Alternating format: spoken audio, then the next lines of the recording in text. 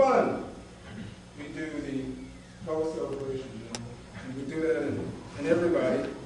And we do that in February each year. And we have a number of events that we have during the year and during the month. And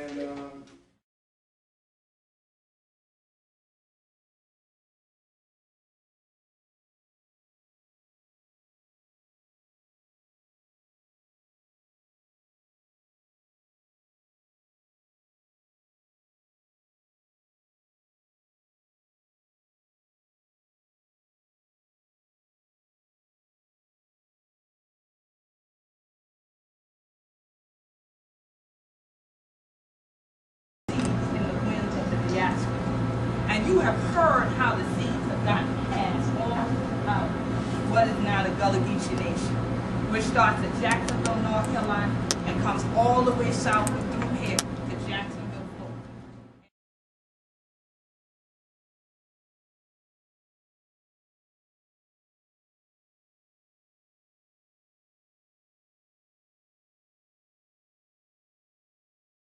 We have a speaker today who left a little small town, Sheldon. If you blink, sometimes you miss it. Traveling from here to Charleston. And to see that he has reached the pinnacle of what our ancestors prayed for. Pennsylvania, so we're Alabama, Mississippi, anywhere. North Carolina. Okay, all right, we going to the roots when you got on the train. Okay, and so Bernice is going to introduce her brother. A short speech. Gullah Geechee or Gullah Geechee. Today we celebrate a proud heritage, one that I've learned to appreciate now more than earlier. I grew up in a home where there are 9 of us, where my parents would say, speak proper English. And later in life, when mom and dad attempt to speak mother tongue, mom more than dad, I can remember nudging them and reminding them to speak proper English. I was never embarrassed, but having been exposed to the world, I thought it was time to bring them along.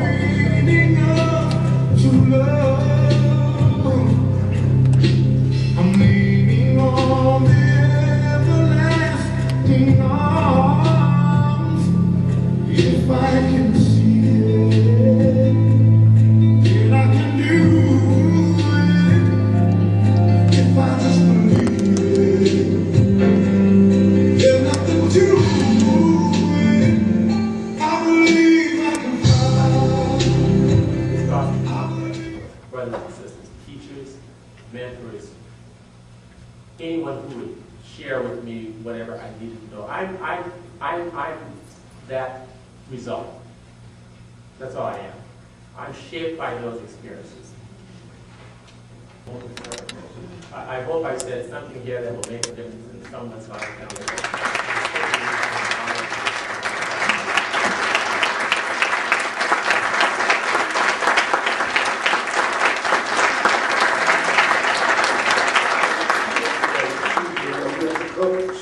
And I said, once again, a man that's able to stand and say on the shoulders of upon which he stood to achieve and to get to the place that he has gotten in his life, it's really remarkable. I just sort of semi-retired from the Northeast last March and come home to Charleston, South Carolina, where my home, my family. I just want to spend a few minutes talking about it with you because some of the things that the Major talked about was extremely important to me. And Major General, see, I did that right. I thought I had it right. Coming back home is extremely important. I just got a phone call just a few minutes ago. I'll trust in God. I know He cares for me. On Mountain Green,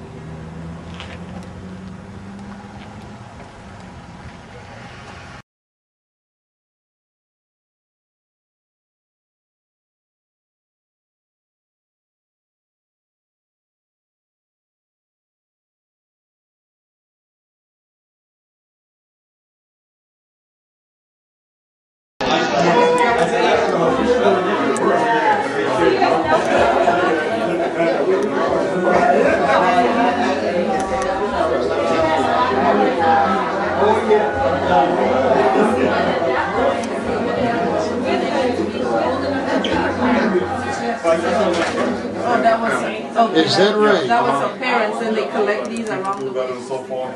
I mean, you know, it's Look at the irons. we're just blessed. I mean, come on. You know, Exactly, compared to it's no that. magic. There's no magic here. It's just like hard work and some luck and so forth and being aware. But Bernice grew up here in Sheldon, over in Newburgh. And these are just things that we feel are important to the culture. Colored seating in the rear. You see that? 14, 15. They had them there last year, but development, we took the windows out because the house had deteriorated, it's gone. But they were among the same families that got land back before slavery, and they're still in the family. They got 52 acres. And we formed a corporation, and our 9 brothers and sisters are all managing it and so forth. And we get together twice a year to make business decisions.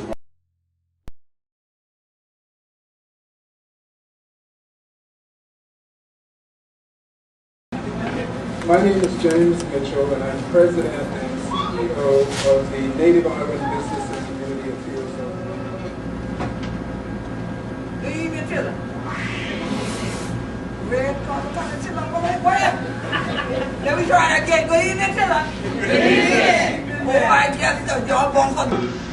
And get the slop, and then we'll take it out to the country. So I never had a girlfriend. So that's another thing about Gullah that I wanted to get away from.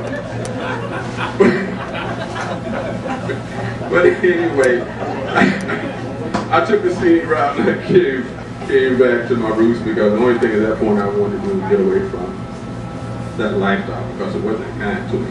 I was actually the only person in our neighborhood that had that upbringing, so we were considered funny. Nobody wanted to deal with us. But anyway, I'm happy to be here today, and I met Veronica doing her stint there at Penn Center. And one day we were sitting She's really going for it. We have 3 books here that she's written. And she's going to tell us more about herself and her inspirations.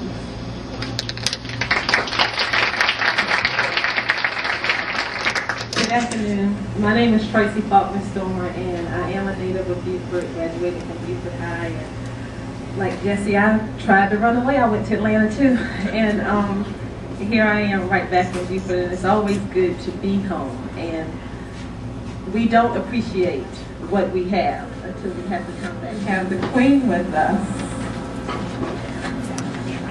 We have Queen Quet with us today, and this is always an honor. Queen Quet is world known. She's appeared in movies and documentaries. Okay, hold it down a little bit more, okay. She's appeared in many TV documentaries and movies, and we really are in for a treat because she always has so much to share with us about our heritage and about who we are and why we are. She is also a scientist. But y'all get about calling the Sea Island, okay? And 30 to 35 miles inland, what you heard called the Low Country. All of that is the Gullah Geechee Nation.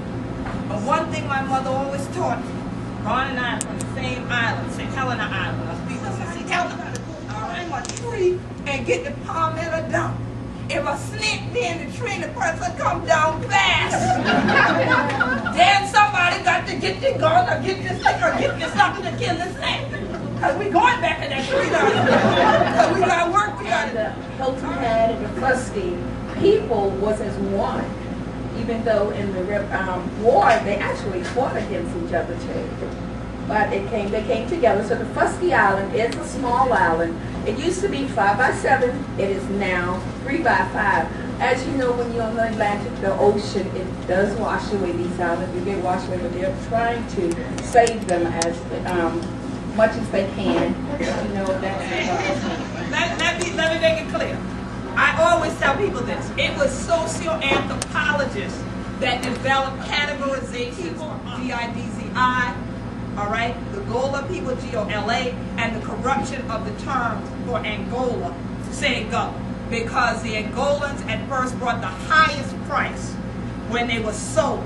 That's why we're black and gold today, because that's what we would call black gold, black cargo. And so it brought the highest price initially.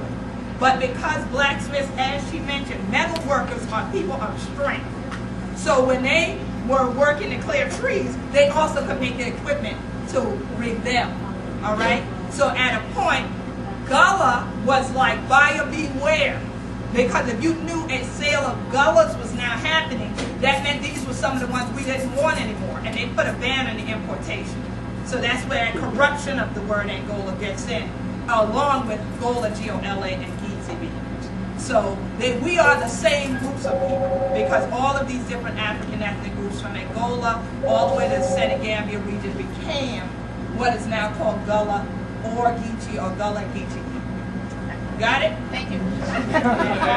As I was growing up, no one wanted, Gullah wasn't used very much at all.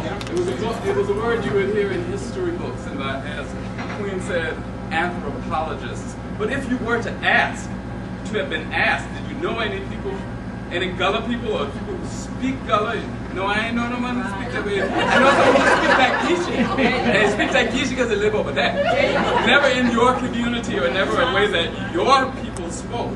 Because, as it was said, it was a mark of derision. And no one, there was no sense of ownership. When I began... You have connected all of my Gullah folks up and up down the coast.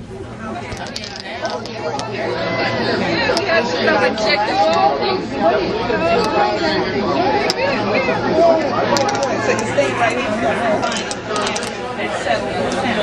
So they brought several of us from there. So that's probably part of your inheritance.